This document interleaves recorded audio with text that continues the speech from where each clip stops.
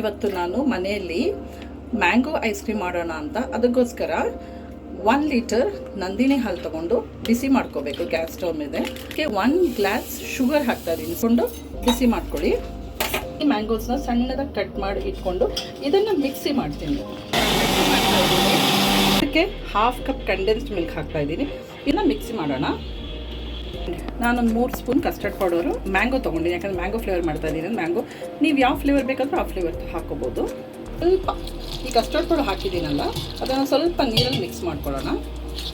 ನಾನು ಹಾಲು ಬಿಸಿ ಮಾಡೋಕ್ಕೆ ಇಟ್ಟಿದ್ನಲ್ಲ, ಸಕ್ಕರೆ ಹಾಕಿಬಿಟ್ಟು ಅದು ಚೆನ್ನಾಗಿ ಬಾಯ್ಲ್ ಆಗ್ತಾಯಿದೆ, ನೋಡ್ತಾ ಇದ್ದೀರಲ್ಲ. ನಿಧಾನವಾಗಿ ಬೆರೆಸ್ಬೇಕು ನೋಡಿ.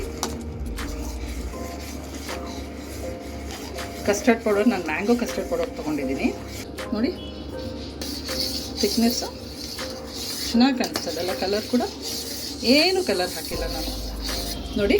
ಚೆನ್ನಾಗಿ ಬಾಯ್ಲ್ ಆಗ್ತಾಯಿದೆ, ಬಿಸಿಯಾಗಿದೆ ಅಲ್ವಾ, ಸ್ವಲ್ಪ ಥಿಕ್ನೆಸ್ಸು ಬಂದಿದೆ. ಹಾಗಾಗಿ ನಾನಿವಾಗ ಗ್ಯಾಸ್ ಫ್ಲೇಮ್ ಆಫ್ ಮಾಡಿ ಇದನ್ನು ತಣ್ಣಗಾಗಿಡ್ತೀನಿ. ಈ ತಣ್ಣಗಾದ್ಮೇಲೆ ನಾವು ಮಿಕ್ಸಿಗೆ ಹಾಕ್ಕೊಂಡಿದ್ದೀವಲ್ವ, ಕಂಡೆನ್ಸ್ಡ್ ಮಿಲ್ಕು ಮತ್ತು ಕ್ರೀಮು ಮತ್ತು ಮ್ಯಾಂಗೋ ಮಿಕ್ಸ್ ಮಾಡ್ಕೊಂಡಿದ್ದೀವಿ ಮಿಕ್ಸಿ, ಅದನ್ನು ಮಿಕ್ಸ್ ಮಾಡೋಣ.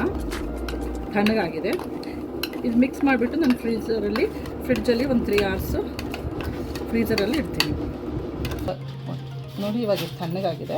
ಇದನ್ನು ನಾನು ಫ್ರೀಝರಲ್ಲಿ ಒಂದು 3 to 4 hours ಇಟ್ಟರೆ ಅದು ಗಟ್ಟಿಯಾಗುತ್ತೆ. ಆಮೇಲೆ ನಾವು ಒಂದು ಬೌಲಲ್ಲಿ ಹಾಕ್ಕೊಂಡು ತಿನ್ಬೋದು.